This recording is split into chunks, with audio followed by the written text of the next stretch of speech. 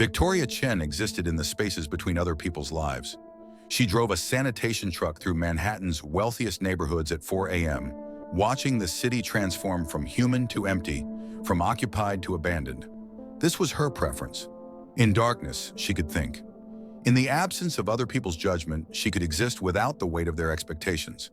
She was 28 years old and had been working sanitation for 5 years, long enough to achieve a certain mastery over the job, short enough that she still felt the mild discomfort of hands that had been educated but not calloused, a mind that had been trained but not broken by routine. She had completed 2 associate degrees, environmental science and business management, attended night classes while working days, and saved approximately $47,000 in a bank account that she never quite believed belonged to her. Her mother, Linda Chen, had immigrated from Taiwan with nothing but a teaching certificate from an unaccredited university and the kind of determination that bypasses obstacles through sheer force of will. She'd raised Victoria alone, working 2 jobs, sacrificing sleep the way other people sacrificed luxuries. She had also, somewhat unintentionally, created a daughter who understood that gratitude and resentment were often the same emotion wearing different masks. Victoria loved her mother deeply and was also angry at her constantly. Angry at the sacrifice, angry at the implicit demand that it engender gratitude, angry at the way her mother's life had become the ultimate argument for why Victoria must do better, be better, achieve more than her mother had sacrificed to provide. Working sanitation had been Victoria's quiet rebellion.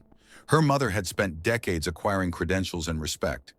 Victoria had deliberately chosen work that required neither. She made decent money. She was respected by her crew. And most importantly, she worked in the hours when nobody else was awake to judge her for it. On the day that Marcus Ashford's car broke down, Victoria had no way of knowing that her chosen invisibility was about to be interrupted. The car was a Rolls-Royce Phantom, the kind of vehicle that existed primarily as a statement about the ownership of money rather than as functional transportation. Victoria, who understood machines through experience and reading, recognized immediately that the breakdown was unusual. Rolls-Royces didn't simply stop functioning on Fifth Avenue in the pre-dawn darkness like regular cars. They were maintained by teams of specialists. They broke down approximately never. But Marcus's car had stopped nonetheless, and he was standing beside it with the confusion of someone for whom mechanical problems were abstract concepts that happened to other people. "Do you know anything about cars?" he asked without preamble. Victoria did, as it happened. She'd worked 3 summers in a garage before joining sanitation, back when she was trying to figure out what kind of life was actually possible for someone like her. She examined the vehicle, checked the engine, traced the problem to a loose connection in the fuel injection system that should have been impossible but clearly wasn't. It took her 12 minutes to fix it. She didn't ask for payment. Marcus offered it anyway, a $500 bill that she refused, which seemed to confuse him more than the car's breakdown had. "Why wouldn't you take it?" he asked, genuinely mystified. "Because you didn't ask me to fix it," Victoria said. "I stopped because I could help. Helping is free." Marcus Ashford had spent 28 years acquiring the assumption that everything had a price, that even kindness was ultimately transactional. The idea of assistance offered without expectation of compensation was foreign to him in a way that suggested he'd never actually experienced it before, despite his substantial wealth. He got her number not through seduction but through something more dangerous: genuine fascination. He wanted to understand this woman who worked garbage collection at 4 a.m. and possessed mechanical knowledge and turned down $500 without hesitation. In his world, people didn't do this. People had motivations. People wanted things. People could be understood. Victoria was an anomaly, and Marcus was someone who'd been trained by wealth and privilege to collect anomalies the way other men collected art. Approximately 3,000 miles away, in a federal building in Washington, D.C., William Chen was reviewing the case files on Marcus Ashford with the careful attention of a man examining a problem that seemed unsolvable through conventional means. William had been a prosecutor for 19 years. He'd built a career on convictions that stuck, on cases that held up in appeals, on a reputation for impeccable legal work. But Marcus Ashford represented something different, a criminal so sophisticated, so insulated by wealth and attorneys and distance, that traditional prosecution seemed nearly impossible. The evidence was circumstantial. The money laundering was international, hidden through shell companies in 17 countries. The connections to organized crime were there, but not provable. The fraud was occurring, but not documentable. For 3 years, William's office had been building toward a prosecution that they both knew might fail. And then William had an idea that would, in hindsight, represent the exact moment everything began to collapse toward tragedy. He had a daughter. The daughter was unmarried. The daughter was, in William's calculation, in need of structure and purpose. The daughter could be utilized. William didn't see it in those terms. Of course, he saw it as offering his daughter an opportunity, a chance to participate in something meaningful, something federal, something important. He didn't frame it as using her. He framed it as recruiting her. The federal agency involved approved the operation. They established a cover. They created a job for Victoria as a sanitation worker, mundane, invisible, the kind of work that wouldn't raise flags in Marcus's world.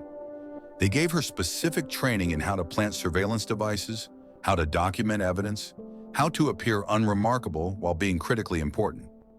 Victoria was told she would be working undercover. She was told the investigation was protecting national security. She was told her father was proud of her participation. She was not told that the man she would eventually meet was going to attempt to own her. That's a detail that got lost in the operational planning. Marcus and Victoria met for coffee 5 times before he proposed. At the first meeting, in a cafe that Marcus selected, never letting her choose, he asked her basic questions about her life. Where did she come from? What was her background? Why had she chosen sanitation? He listened with the intensity of someone studying a species he'd never encountered before. Victoria answered with the truth, or at least the truth as it had been constructed for her undercover identity. Yes, she'd worked her way up from nothing. Yes, she believed in honest work. Yes, she was different from the people in his circles. All of this was accurate, though it meant something different than what Marcus understood from it. He was attracted to her authenticity, not realizing that her authenticity was itself a carefully constructed performance. By the second meeting, Marcus had begun to show her things. His office, his investments, his collection of artworks worth more than Victoria's annual salary multiplied by 50. He was demonstrating his world, showing her the scope of his power and resources. Victoria documented it all.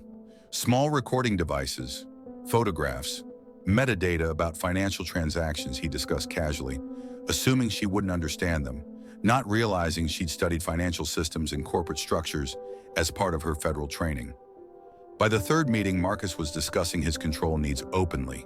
He described how he'd never found a woman who could match his intensity, who could keep up with his demands. He described the specific requirements he had: punctuality, obedience, the aestheticization of perfection. Victoria listened. She took notes later. She filed reports. She participated in regular debriefings with her father and federal agents who never quite looked at her directly, as if they couldn't quite justify to themselves what they were asking her to do. By the fourth meeting, Marcus had decided that Victoria was the answer to a problem he hadn't articulated. He needed someone to control, not romantically but fundamentally. He needed someone to remake in his image, someone to shape according to his specifications. The fact that this person was an undercover federal agent seemed to matter less than it should have. By the fifth meeting, Marcus proposed marriage. He did it in a restaurant where the staff knew him, where his arrival was noted and catered to. He did it with the confidence of someone who'd never been refused anything important. Victoria said yes. Her training had prepared her to say yes. Her father was told she'd said yes. He congratulated her on her commitment to the operation. He did not say how proud he was. He said it was good work. Federal work was always about the mission, never about the person. The wedding was held in a ballroom that cost $50,000 to rent. Marcus's friends attended, people from finance, from real estate, from the world of money that exists above the comprehension of ordinary people. Victoria's mother was invited but refused to attend. She had begun to understand from her conversations with her daughter, which had become increasingly cryptic and strange, that something darker was occurring than a simple marriage. The vows were written by Marcus. Victoria was to promise obedience. Victoria was to promise complete devotion to his needs and preferences. Victoria was to promise that she would cease to be an independent entity and become an extension of his will. Victoria said these things in front of 300 people, while her father sat in the third row, checking his phone, not watching his daughter surrender her autonomy. The wedding night occurred in the master suite of the Ashford penthouse. Marcus had specific requirements about how intimacy should occur. He had preferences about positioning and movement and the sounds he wanted to hear. Victoria, trained in emotional detachment by her federal handlers, performed as instructed. She was not fully present. She was documenting the experience internally, cataloging it for reports that would be written in sterile government language. This detachment, this inability to truly surrender to what he wanted to own, would later infuriate Marcus. He didn't want an actress. He wanted genuineness. He wanted real submission, not performed submission. He wanted to break something that was actually whole, not pretend to break something that was already shattered. The second day of marriage was when Victoria discovered the surveillance device. She was alone in the master bedroom while Marcus was at his office. She found it, a small listening apparatus no larger than a dime, hidden in the base of the bedside lamp on her side of the bed. She held it in her hand and understood, in a moment of crystalline clarity, that she had been betrayed not by her new husband, but by her father. Her father hadn't recruited her to help with a federal investigation. Her father had placed her in a situation designed to gather evidence. Her father had given her to a man who wanted to own her, and her father had documented every moment of the process. She didn't remove the device. She left it. But her participation in the operation fundamentally changed in that moment. She would continue to give information. She would continue to perform the role. But she would do both, knowing that the federal government had decided her suffering was acceptable collateral damage in pursuit of a larger case against Marcus Ashford. The third day, Victoria met Marcus's family. His mother was cold and curious, interested in Victoria only as evidence of her son's successful completion of another acquisition. His sister asked pointed questions about Victoria's family, her background, her connections. His father, deceased, was referenced in ways that suggested he'd been a man similar to Marcus, acquisitive, controlling, convinced that his authority was the natural order of things. During this dinner, Marcus's family discussed the prenuptial agreement. Victoria had been required to sign this before the wedding, a document that made leaving financially impossible, that claimed custody of any children born during the marriage, that essentially ensured Victoria would be trapped indefinitely unless she was willing to walk away with nothing. She'd signed it on her father's advice. The federal agents said it was important that Marcus not suspect anything unusual about her compliance. That evening, Marcus touched Victoria in specific ways, marking her with the subtle pressure of ownership. He showed his family that she was his now, that she would do what he instructed, that she could be displayed like a possession. Victoria felt it but didn't resist. Resistance would have been performance. So she simply endured and documented and waited for day 4, which would never come in the way anyone anticipated. Marcus came to the master bedroom at 11:47 p.m. on the third night of marriage. He'd been drinking, but not drunk. He'd had a bad day with business negotiations. A competitor had beaten him to an acquisition. A board of directors had questioned his strategy. For the first time in recent years, Marcus had been defeated. He came to Victoria because Victoria was the one thing in his life that remained completely under his control. She was the solution to every problem, not by solving anything, but by existing as a receptacle for his rage. He moved toward her with the energy of someone who needed to establish dominance immediately, completely, undeniably. Victoria was trained in the self-defense. Her federal handlers had made sure of that. But she didn't use her training. She allowed him to press her into the mattress. She allowed him to move with an intensity designed to inflict. She was a federal agent documenting a crime through experiencing it. And then Marcus looked into her eyes and saw her seeing him, completely, without pretense, without performance. He saw her observing his need, his emptiness, his fundamental inability to connect with another person except through force. The moment fractured him. The rage came from a place deeper than day-to-day frustration. It came from the recognition that even the one person he'd successfully controlled was not truly his. She was present, but not present. Compliant, but not willing. His, but not actually his. What happened in the subsequent minutes would later be measured in physical evidence. 7 broken ribs, lacerations of the liver, internal bleeding from blunt force trauma to the abdomen, bruising on the throat and wrists that showed systematic, intentional pressure. Marcus did not stop himself. He stopped because something gave way inside him, a fundamental recognition of what he was doing and what it meant about who he was. By 1:15 a.m., Victoria was unconscious. By 1:47 a.m., 911 received a call from Marcus stating that his wife had fallen during intimate moments. He was hysterical, or performing hysteria, or perhaps genuinely experiencing something closer to horror at what he'd done. Victoria was transported to the hospital where she remained unconscious for 4 hours and gave no statement when she woke. The police arrived with the presumption of guilt directed at Marcus.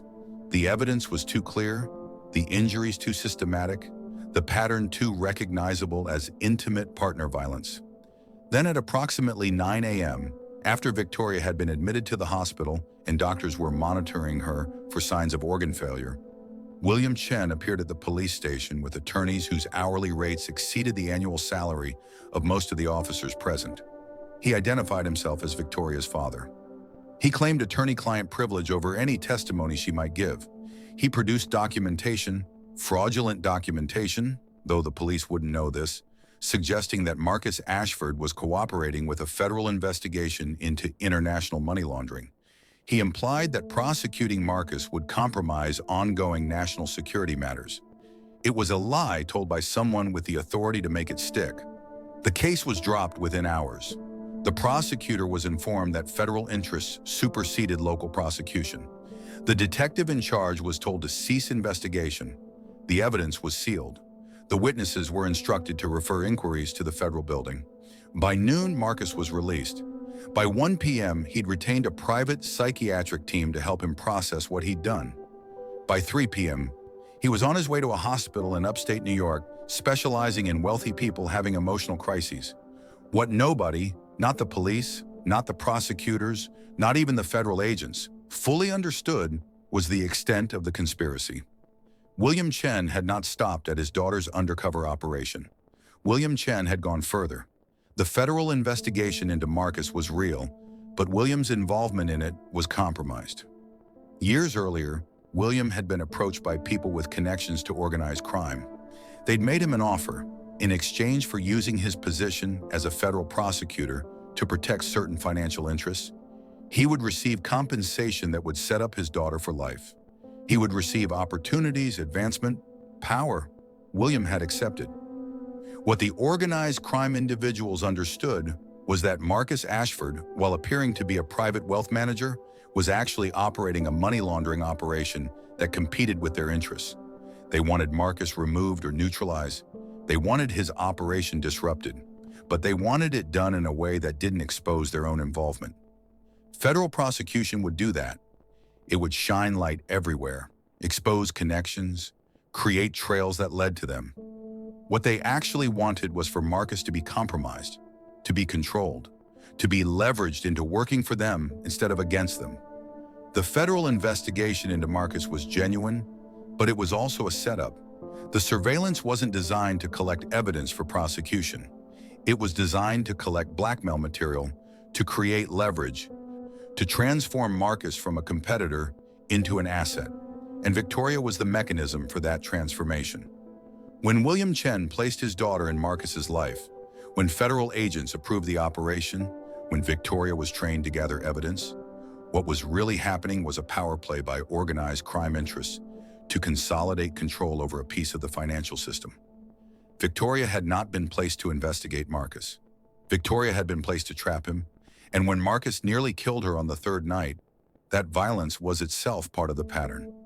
Evidence that could be used to ensure his complete compliance with whatever demands would come next. Victoria woke in the hospital 3 hours after arriving. Doctors were monitoring her vital signs. Nurses came regularly to check on her condition. Police entered, offering her the opportunity to press charges. She said nothing, not because she was protecting Marcus, not because she was frightened of him, but because she understood the geometry of the trap she was in. If she testified, if she pressed charges, The federal operation would have to be disclosed. Her father's involvement would be exposed. The organized crime conspiracy that had placed her in Marcus's life would be revealed to law enforcement at other agencies. Law enforcement that wasn't compromised, that would actually investigate, that would follow the money and the connections wherever they led. Her silence wasn't passive, it was strategic. It was the only weapon available to her. When the police asked what happened, Victoria said she didn't remember clearly. The medications made everything confused. She didn't want to press charges. It had been an accident. She wanted to go home. When her father visited her hospital room, Victoria looked at him with the recognition of true betrayal. Not the betrayal of a man married to her, but the betrayal of a parent who had placed her in danger deliberately. "I know what happened," Victoria said quietly. "I know you set me up. I know it wasn't a federal investigation. I know you're part of something much worse." William's face went very still. He'd expected his daughter to be grateful, to recognize that she'd served a larger purpose, to understand that her suffering was acceptable in the context of bringing down dangerous criminals. What he hadn't expected was for her to see him completely. "If I testify," Victoria continued, "everything collapses. Your career, your relationships with the people you work for, your entire life." "Yes," William said, not bothering to deny any of it. "So I won't testify," Victoria said. William looked relieved for exactly 3 seconds before Victoria continued. "But I'm done being your tool. I'm done being part of whatever this is. I'm done letting you pretend you're serving justice when you're just serving yourself." "What are you saying?" "I'm saying I'm leaving. I'm disappearing. I'm becoming someone that nobody, not you, not Marcus, not the people you work for, can find or use again. And there's nothing you can do about it, because if you try to stop me, if you try to force me back into this, I'll testify to everything. I'll burn it all down." William understood immediately that his daughter was not negotiating. She was stating reality as she intended to create it. "Where will you go?" he asked. "Somewhere you can't reach me. Somewhere nobody can reach me. They'll look for you. They'll want to understand why you suddenly disappeared." "Let them look," Victoria said. "I'll be gone." 3 weeks after the incident, Victoria Chen ceased to exist. She didn't file for divorce from Marcus. Doing so would create legal documentation, paper trails, digital records that could be traced. Instead, she simply left. She walked out of the penthouse on a Tuesday morning when Marcus was at his office, not recovering from his breakdown at the hospital in upstate New York, but back to work because his attorneys had assured him everything was legally secure. She carried a small bag containing clothes and the cash she'd saved during her marriage, approximately $8,000, which she'd withdrawn incrementally to avoid triggering banking alerts. She wore a wig purchased with cash at a drugstore in New Jersey. She used a burner phone to call a car service, paying in cash. She drove to a women's shelter in Philadelphia that had no connection to any federal database, no tracking system, no connection to law enforcement. The shelter's director was named Margaret. Margaret had been running safe houses for women escaping intimate partner violence for 17 years. She recognized Victoria immediately as someone who had been trapped not just by a partner, but by systems, by family, by government, by the machinery of power that had decided her suffering was acceptable. "What's your name?" Margaret asked. "I'll tell you tomorrow," Victoria said. "Today I just need to not be myself." She spent 2 weeks at the shelter. She attended counseling sessions where she didn't talk about Marcus, but instead talked about betrayal, how to recognize it, how to survive it, how to rebuild from a point where everyone you trusted has failed you. After 2 weeks, she moved to a different shelter in a different city, then another. Then she settled in a small town in Oregon, where she used a new name, Rebecca Walsh, and began the process of building an identity that was entirely separate from Victoria Chen. She got a job at a community college teaching environmental science. She rented a small house. She volunteered at a local women's crisis center. She built a life that was deliberately small, deliberately quiet, deliberately invisible to anyone searching for her. Her mother never heard from her again. That silence was the hardest thing, knowing that her mother would wonder, would hope, would eventually have to accept that her daughter had chosen erasure over safety. But it was the price of being free. Marcus Ashford was released from the psychiatric facility in upstate New York after 8 weeks of treatment. He emerged with a diagnosis of dissociative episodes brought on by stress and alcohol abuse. He was prescribed medication. He was instructed to avoid high-stress situations. He was told that what happened with Victoria was an aberration, a moment of lost control that could be managed with proper pharmaceutical support. He did not believe any of this. What Marcus understood was that he had been betrayed by the one person he'd successfully controlled. That his control had been an illusion, that even his wife's complete submission couldn't protect him from the reality of his own emptiness. He sent investigators to find Victoria. They found nothing. She'd disappeared so thoroughly that it was almost as if she'd never existed. The marriage had been real. There were legal documents proving that. But the woman had evaporated. Marcus never remarried. He continued his business operations, but with a different quality of focus. He became paranoid about his own vulnerability. He had all his attorneys review his agreements. He checked his personal spaces for surveillance devices. He treated everyone around him with the anticipation of betrayal that would become his defining characteristic. Those who knew him during this period described a man who had been fundamentally altered.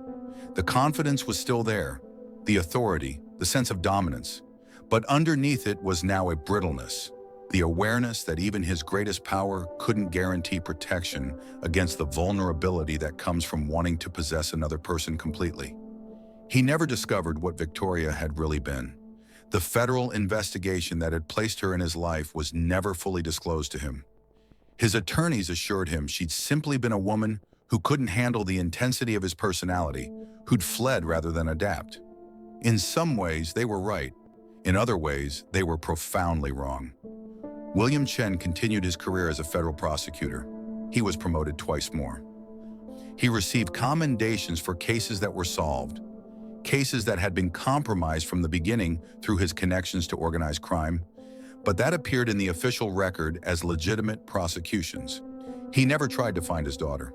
He received a single communication from organized crime associates suggesting that he never, under any circumstances, attempt to locate her. The message was delivered in a way that suggested the consequences of disobedience would be severe. William understood that he'd been played, that his daughter's disappearance was partially her own choice, but also partially a guarantee, organized crime ensuring that Victoria could never be found and questioned, could never testify about what she'd experienced, could never become a liability to their operation. His daughter had been removed from the board, and he'd been informed that this was now the permanent arrangement. William continued to work for his handlers for another 6 years before his own extraction from the system. He retired on a government pension that was significantly supplemented by cash payments that came quarterly and appeared in no official records. He lived quietly in a house he'd purchased with money that nobody asked questions about. He died of a heart attack at 62 years old, carrying the silence of what he'd done to his daughter with him into whatever comes after. Years after Victoria's disappearance, a journalist named Sarah Miller was researching white-collar crime and federal prosecutions. She came across an anomaly, a series of cases prosecuted by William Chen that seemed to have been solved too perfectly, that had evidence that appeared almost manufactured, that led nowhere in subsequent appeals or legal challenges. Sarah began investigating. She found a pattern. William Chen's prosecutions increased in frequency and certainty right after a specific period. She found connections between organized crime figures and federal prosecutors. She found evidence of protection schemes where criminals were prosecuted selectively, where certain operations were left untouched while others were dismantled. What Sarah didn't find was Victoria Chen. Victoria was so thoroughly erased that it took Sarah 3 years of investigation to even confirm that she'd existed.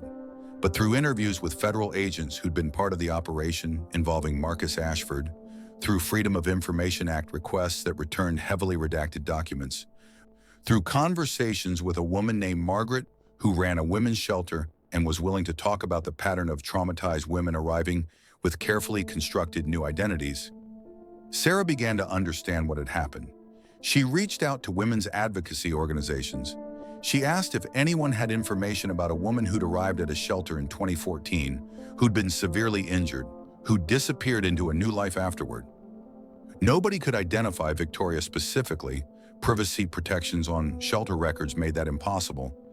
But the pattern that emerged was consistent. Sarah never published the full story because she couldn't prove most of it. The documents were classified. The perpetrators were too powerful. The victim wanted to remain disappeared. But Sarah did publish a book about the corruption within federal prosecutions, about the way intimate partner violence had been weaponized by law enforcement as a tool to gather intelligence, about the gender-specific vulnerability that emerged when the state itself decided a woman's suffering was an acceptable operational cost. The book was read by 12,000 people. Most of them never connected it to the specific case of Marcus Ashford and Victoria Chen. But the book's existence and its careful documentation of the pattern did something important. It made it impossible for the next federal agency to weaponize an intimate relationship in quite the same way.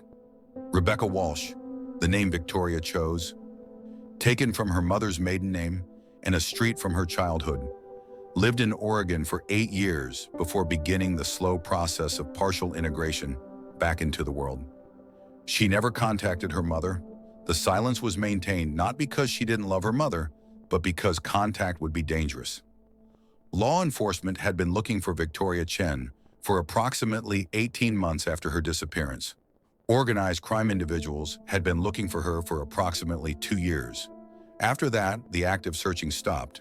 Victoria had simply ceased to be relevant to anyone's operations, but her mother's phone would be monitored. Her mother's emails might be tracked.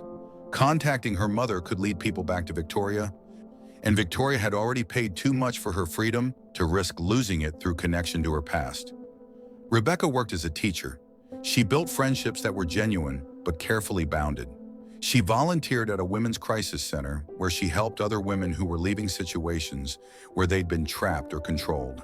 She lived quietly in a house that she owned outright, paid for with cash. She read constantly. She studied psychology, trauma recovery, the nature of power and control. She understood her own experience not as something to be overcome, but as something to be integrated, to be used to help her understand the mechanisms by which people lose their autonomy. 8 years after her disappearance, when she was confident that the searching had truly stopped, when she was certain that her integration into Rebecca Walsh was complete enough to withstand scrutiny, she sent a single letter to her mother.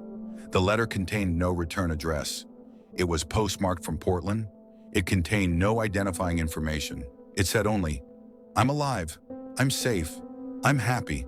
Please don't try to find me, but know that I'm okay and that some of what happened was necessary." Her mother cried when she received that letter. She kept it for the rest of her life, showed it to nobody, and died without ever discovering the circumstances that had led her daughter to disappear. 15 years after the incident, the night Marcus nearly killed her, Victoria, living as Rebecca, attended a conference on trauma recovery. She was presenting research she'd conducted with the women's shelter on the long-term effects of intimate partner violence, complicated by governmental exploitation. During a break, she saw a man who looked familiar. It took her a moment to place him. He was older, heavier, the weight of maintenance rather than grace. It was one of the federal agents who'd been present during the operation. He was now retired and working as a consultant for private security firms. He didn't recognize her. She'd aged, changed her appearance, transformed entirely from the woman she'd been. But she recognized him, and in that moment, she had a choice. She could introduce herself and open up the possibility of everything being reopened, or she could remain invisible. She chose invisibility, but as she watched him move through the conference, giving a presentation about threat assessment and vulnerability identification, she felt something shift inside her. Not anger or bitterness, but recognition. The federal government had used her to try to trap Marcus Ashford. Organized crime had allowed it because they wanted Marcus contained. Her father had facilitated it because he'd been compromised. Everyone had played a role in a system that had determined her suffering was acceptable. But the system had failed to account for one thing: her own will, her own capacity to recognize betrayal and choose differently than everyone expected her to choose. She'd chosen silence instead of testimony, which should have protected the conspiracy but instead had protected her. She'd chosen disappearance instead of revenge, which should have been seen as escape, but was actually strategic erasure of herself as a weapon that could be used against anyone. In choosing to protect herself rather than prosecute the people who'd harmed her, she'd actually protected potential victims in the future. The case against Marcus had never proceeded. The federal investigation had never been completed. The organized crime operation that had orchestrated her placement had never been exposed. But because all parties had become paralyzed by competing interests, none of them had successfully used the next woman.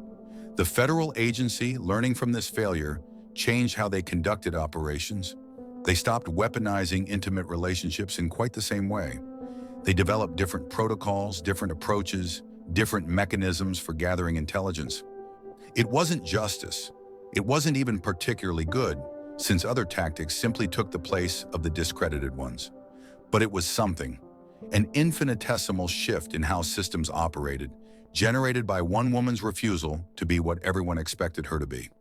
21 years after the wedding night in the penthouse, Victoria agreed to speak with Sarah Miller, the journalist who'd been investigating the case. They met in a coffee shop in Portland, and Victoria, still calling herself Rebecca, told her story in full. She didn't reveal her current identity. She didn't provide enough details that she could be located, but she provided enough information that Sarah could confirm her own theories, could connect the pieces she'd been trying to assemble for years, could finally understand the full scope of what had happened. "Why tell me now?" Sarah asked.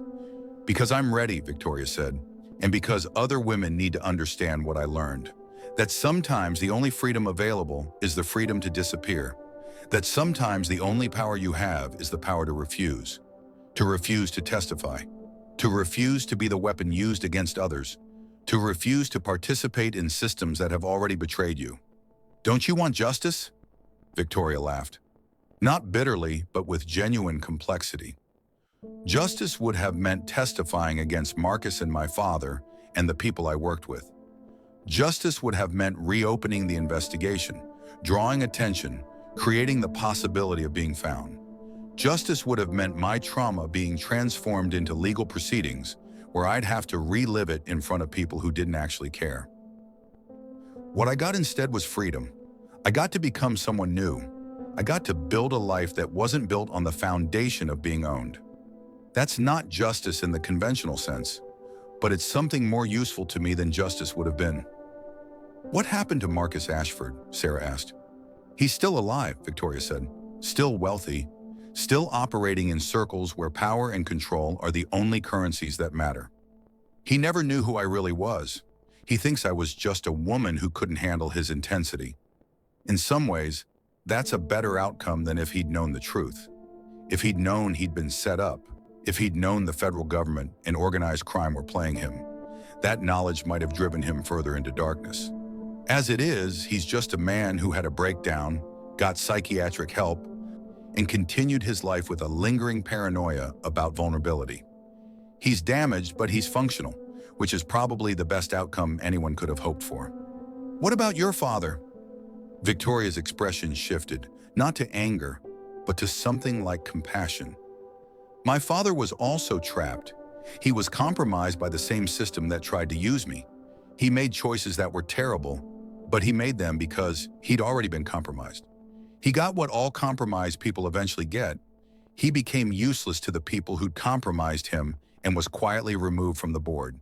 He lived out his remaining years in a kind of captivity that wasn't legal but was very real." "Do you regret your choice? Disappearing instead of pressing charges?" Victoria considered this for a long time. "I regret that I didn't have better choices available. I regret that a system designed to protect people instead weaponized me. I regret that my father could be used in that way. But the choice I made? No, I don't regret that. It was the only choice that actually gave me my life back." Rebecca Walsh still teaches at the community college in Oregon. She still volunteers at the women's shelter. She still lives quietly in a house that nobody is looking for. She has 3 close friendships, women she met at the shelter, who are also living reconstructed lives, who understand without being told what it means to have disappeared and become someone new. She has a partner, someone she met through the college, who knows her as Rebecca Walsh and knows that there are parts of her history she'll never fully explain. He's learned to accept the boundaries she maintains, to respect the way she needs to maintain control over her own narrative. She's published research under a pseudonym that documents the intersection of intimate partner violence and governmental exploitation. Her work has been cited in 3 legal cases, where it helped establish the precedent that law enforcement cannot deliberately place people in dangerous situations as investigative tools. She's also published a memoir under her assumed name, a carefully written narrative that tells the truth about what happened without providing enough identifying information that the perpetrators could verify the story or locate her. The memoir has helped thousands of women understand the nature of coercion, control, and the various ways that systems designed to protect people can instead be weaponized against them. Marcus Ashford is still alive. He's now 67 years old and operates his financial consulting business with more caution and less visibility than he once did. He never remarried. He's never had children. He has a small circle of friends who know him as a man who had a crisis in his 30s from which he recovered, but who never quite regained the full confidence he once possessed. He occasionally wonders what happened to the woman he married for 3 days. He's employed private investigators to try to find her, but they've never been able to locate anyone named Victoria Chen with the characteristics he remembers. The federal government won't help him. They never acknowledged that she was part of any operation. Marcus has come to believe that she was either dead or had successfully disappeared, and he's made peace with whichever of those possibilities is true. William Chen's name has been cleared by the federal government posthumously. The corruption he participated in was never officially acknowledged. He's remembered as a solid prosecutor with a good conviction record. His daughter's disappearance is listed in missing persons databases, but as a cold case that will likely never be solved. The organized crime operation that orchestrated Victoria's placement eventually faced significant federal prosecution, not for the operation involving Marcus Ashford, but for other crimes that eventually drew the attention of law enforcement agencies that weren't compromised. Several of its key members were imprisoned, others disappeared. The operation was dispersed but not destroyed. Crime organizations are resilient in ways that legitimate systems cannot be.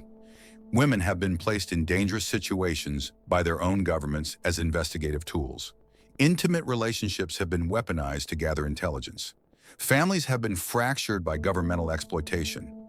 And in many of these cases, the only freedom available to the women involved was the freedom to disappear.